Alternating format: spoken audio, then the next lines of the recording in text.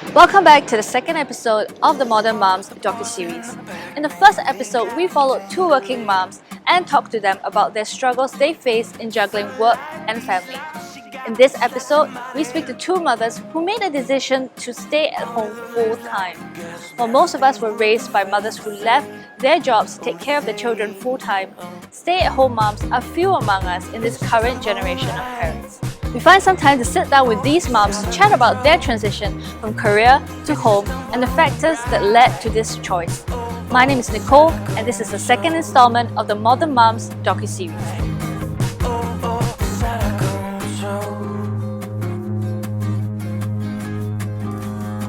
Hi. To stay or not to stay at home? My wife is a stay at home. When I was younger, being a housewife was definitely not a part of my plan. But as I grew older and I started to think about having children, I guess I really wanted to be there for my kids, like how my mom and my dad were there for me as a child. Today we're going to chat out with Samantha, who is currently a temporary stay-at-home mom. Her situation is kind of special because she is taking a short sabbatical to go through her second pregnancy. Being able to talk to someone who has experienced both sides of the coins of being a full-time working mom and a stay-at-home mom is going to be really interesting. So come on, let's go! My name is Samantha and I am 27 this year. I am architecturally trained and I work in a local firm. So recently, due to my second pregnancy, our doctor has advised me to stay home, so I am using this chance to stay home full-time with my son.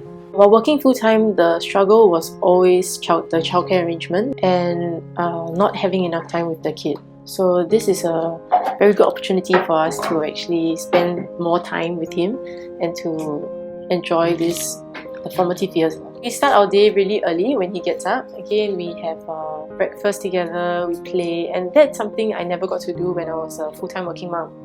You know, I really enjoy the mornings, just taking it slow with him, and sometimes head out to do grocery shopping, or we may go to the park and then come back for lunch and he will take his nap. So that's a time that I get to do my own thing. I have a little bit of time to use the toilet in peace, uninterrupted. After he wakes up from his nap, we play some more. Then we have dinner with the family. But the best part would be, I think, waking up and seeing him happy, calling you and happy. That really is the best part of my day. Because when I was working full-time, I never had the opportunity to do that. Yeah, I always had to rush off to work.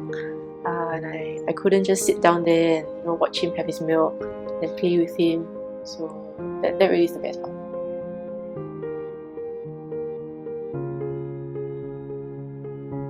After staying home, I can see the difference in Mark. Like, there's a very distinct difference in his behavior, and the bond is definitely a lot closer. I guess the thing about parenting is you have to be rather consistent in your approach and the way you speak to your child. So when you have different caregivers, it's natural that everyone talks to the kid differently and they discipline the kid differently. So when it's just you being the full-time caregiver, you are able to control a lot of that. So you eliminate so many other foreign interventions. It gives him the opportunity to be very clear of his routine, and he knows what to expect if he does something wrong or right. It's always the same approach, it's always the same parenting technique, and it actually makes him a lot happier as well, right? And all the parenting books tell you this, but when you try it firsthand, you realize that it's true. Like, if you send a consistent message all the time, then they react very well to it. They know what to expect. Yeah, they know the boundaries. So I think it makes them a lot happier as well. When I was working full-time, I only got to spend like maybe half an hour before work and 2 hours after work with him because he sleeps early. And as you can imagine, that's quite difficult because in that 2 hours we also need to finish our dinner, we need to have our bath. So the total amount of interaction we have every day was very little. Yeah, and as with kids, it takes a while for them to warm up. So even when we get home, he doesn't, approach you like as if he's seen you all day. He really reacts like he has not seen you the whole day. And I can imagine that if you ask any other parent, any full-time working parent, they feel the same way. It takes a while for your kid to warm up to you, and then after they warm up, you get so little time with them.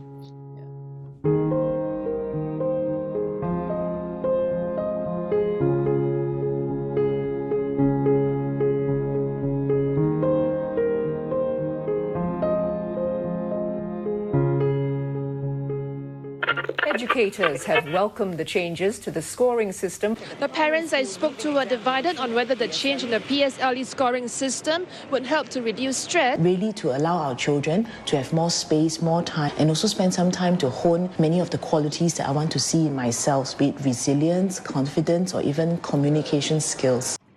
Education is another hot topic that parents and parents-to-be have to grapple with. I'm really looking forward to hear an alternative view on education, and I'm excited to have this conversation with Wendy and her thoughts on homeschooling. Hi, I'm Wendy. I'm a mother of 2 boys. And I'm a stay-at-home mom. When I was on my second maternity leave, I started trying out teaching the first one, Judah. I created some activities, sensory play, I did some research, and I put things together. And before I knew it, we went through the alphabet together, and it was so fun. I really enjoyed it. I didn't know that I would enjoy it so much, but I really enjoyed putting together the curriculum, preparing the materials, brainstorming, thinking, how can I do this activity in a way that will suit my kid. As I did it, I realized that I enjoyed it very much. Watching them learn and enjoy learning through the activities that I did with them. As a homeschooling mom, as I learn about them, as I see what's their interests, their likes, their learning style, I can create a curriculum that will suit them best, and it can be very individualized and very unique. So, and I find that when I do that, they learn things really fast. I think that's one of the key things I hope to instill in them, is that learning is fun and make them self-motivated to learn. As a homeschooling mom, I feel that I can not just know their finished product, that okay, ABCs, 1, 2, 3s, okay, they know already, but I can also journey with them during the whole process of learning. And it's not just that end product, it's really about the journey with them. How do they tackle a difficult solution? How do they respond when they don't know how to do it? How can they respond in a way that is positive? Pouch! Does this kangaroo have a pouch? No. See? What's in front of it? Pouch. What's the baby kangaroo called? You know? It's a joy. The journey is so important because that's when I can instill values. That's where I can teach them what is a good way to respond to a stressful situation, what to do when a challenge comes up, or how do you manage your emotions when you're having a meltdown.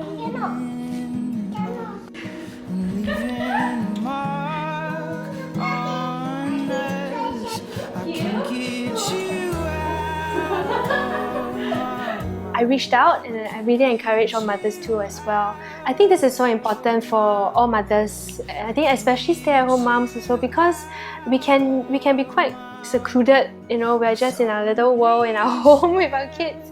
So and it can be very lonely.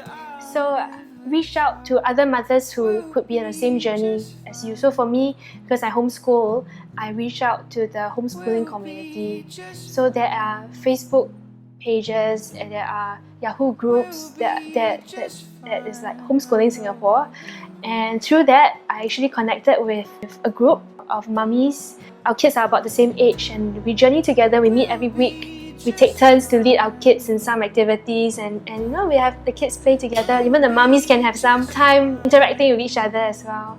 So it's important to reach out. I think now in our society it's so easy because internet connects us.